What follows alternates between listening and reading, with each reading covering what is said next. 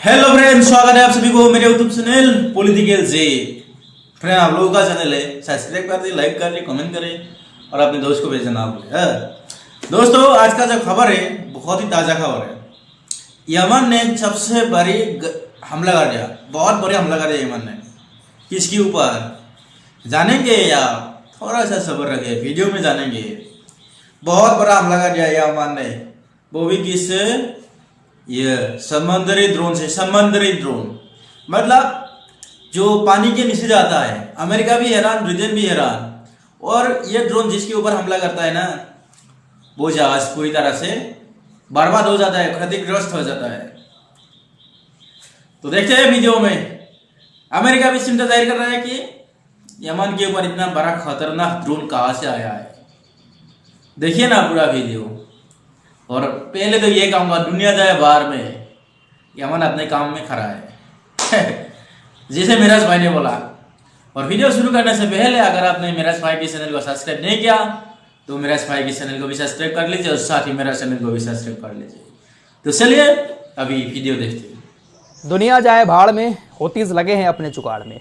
इस रिपोर्ट में जो भी खबरें आपको बताऊंगा, यकीन मानो बहुत मज़ेदार खबरें हैं, जिसको सुनने के बाद आपको मज़ा आने वाला है। लेकिन दोस्तों, पहले माफ़ी चाहता हूं आप लोगों से कि मैं ज़्यादा अपडेट आप लोगों तक नहीं पहुंचा पा रहा हूं पिछले एक हफ्ते से, क्योंकि लास्ट 4 मंथ से लगातार काम किया है। दिमाग भी थक गया है, थोड़ा सा बॉडी में भी दिक्कत है, इस वजह से ज़्यादा अपडेट आप लोगों तक नहीं पहुंचा पा रहा हूं। लेकिन कोई नहीं, बहुत जल्द पूरी एनर्जी के साथ बहुत सारे अपडेट आपको दिन भर में आगे बताऊँगा। चैनल पर पहली बार आए हैं, सब्सक्राइब करके हमारे साथ जुड़ सकते हैं। दोस्तों, हौतीस ने पिछले 4 महीने में जो काम किया है वो दिल से किया है। मेरी तरह मैं भी दिल से ही करता हूं, जो भी अपडेट आपको देता हूं दिल से ही देता हूं। फिलहाल ये तो मजाक की बात है। हौतीस ने 4 महीने में फिलिस्तीन के लिए सबसे ज्यादा काम किया है, क्योंकि हौतीस फॉर्मेलिटी नहीं कर रहे हैं मुसलमानों को खुश करने के लिए, दुनिया को दिखाने के लिए। वो दिल से फिलिस्तीन का सपोर्ट कर रहे हैं, क्योंकि इतना लंबा मिशन लगातार एक जैसा समुद्र के अंदर चलाना ये कोई छोटा मोटा काम नहीं है, ये कोई आसान बात नहीं है। लगातार एक के बाद एक जहाज को हौतीस अपनी मिसाइलों का निशाना बना रहे हैं। आज हौतीस की सेना की काफी लंबी झड़प अमेरिका और ब्रिटेन के युद्धपोतों से चली है। बहुत लंबी झड़प चली, लेकिन कामयाबी इसमें हौतीस को मिली है।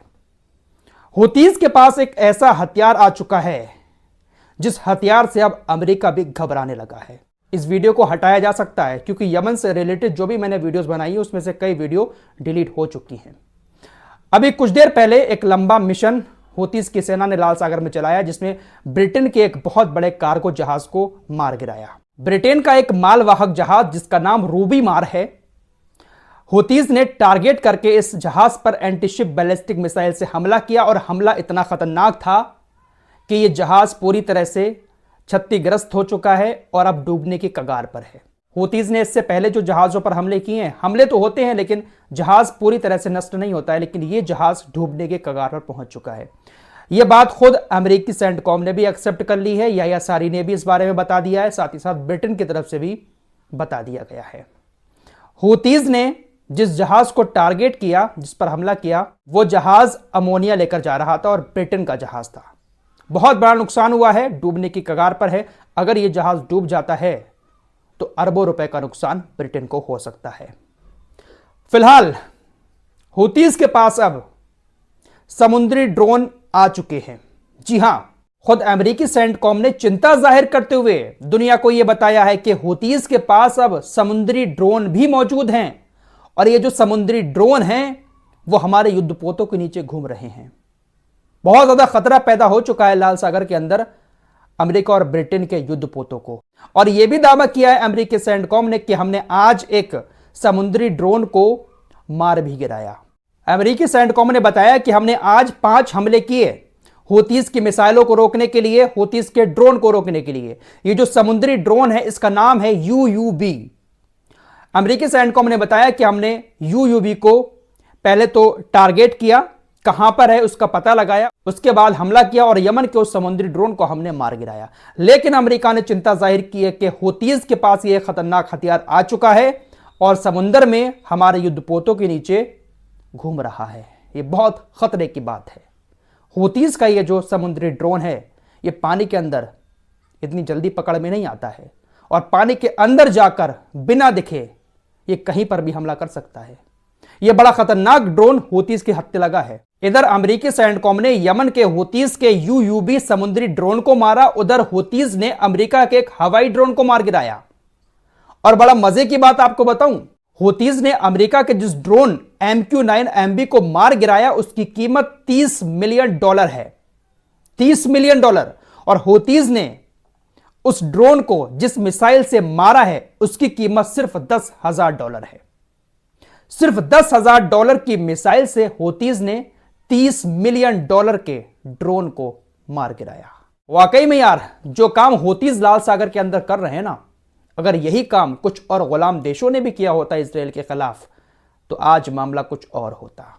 दोस्तों, अमेरिका ने हूतीज को आतंकी संगठन घोषित किया, जिस वजह से एलन मस्क ने भी उनका ट्विटर X अकाउंट बैन कर दिया। लेकिन हूतीज ने अभी तक लाल सागर के अंदर किसी एक भी इंसान की जान नहीं ली है। उन्होंने सिर्फ और सिर्फ जहाजों को नुकसान पहुंचाया है, माल को नुकसान पहुंचाया है। हूतीज के स्पोक्स पर्सन याह्या सारी ने आज भी यही बात कही है कि हमने जो हमला किया है उस हमले को करने के बाद हमने इस चीज को सबसे पहले ध्यान में रखा कि जो स्टाफ है, जो जहाज पर तैनात क्रू मेंबर्स हैं, उनकी जान को किसी तरह का कोई खतरा नहीं होना चाहिए। हमने चालक दल को सुरक्षित बाहर निकलने के लिए बहुत सारे रास्ते दिए। हम किसी की जान नहीं लेना चाहते, हम सिर्फ और सिर्फ माल को नुकसान पहुंचाना चाहते हैं। अदन की खाड़ी में यह ऑपरेशन चला था। हूतीज का कहना है कि जहाज डूबने के कगार पर है। एक और बड़ी खबर आपको बताता हूं, अमेरिकी पेंटागन ने भी आज इस बात की जानकारी दी है कि हूतीज ने पहली बार हमला करने के लिए समुद्री ड्रोन का इस्तेमाल किया था और खतरनाक ड्रोन अब उनके पास है, जिससे हमारे युद्धपोतों को काफी खतरा है। दोस्तों, एक और बड़ी खबर आपको बताने जा रहा हूं। एक भारतीय ट्रेड कंपनी के मजदूरों ने एक बहुत बड़ा ऐलान किया है।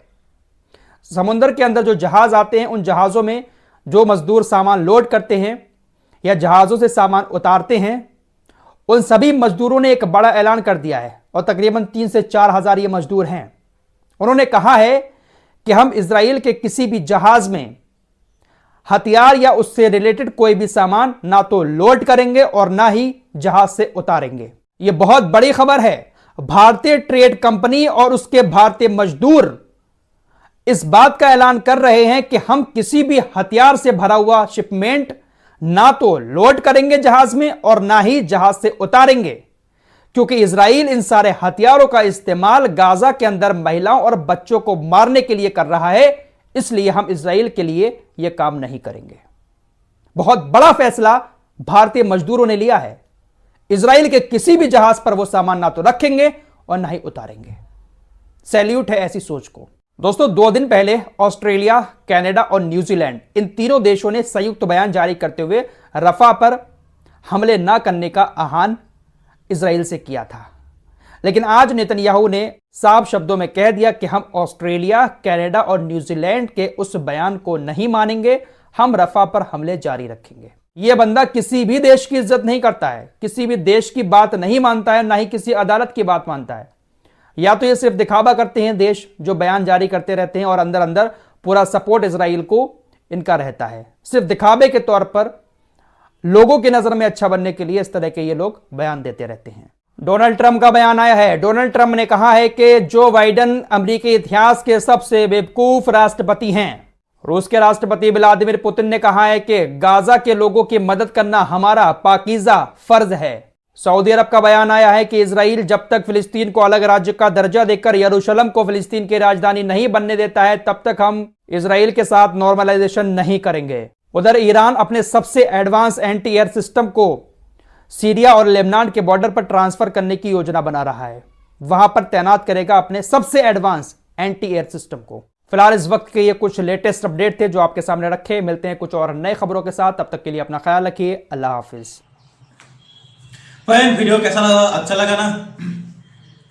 यमन के पास तो बहुत ताकत आ गए हैं और सऊदी ने भी अब सब बोल दिया, कोई नॉर्मलाइज नहीं होगा जब तक फिलिस्तीन को अलग दर्जा नहीं दिया जाएगा। ऐसा बात सुन के अच्छा लगा।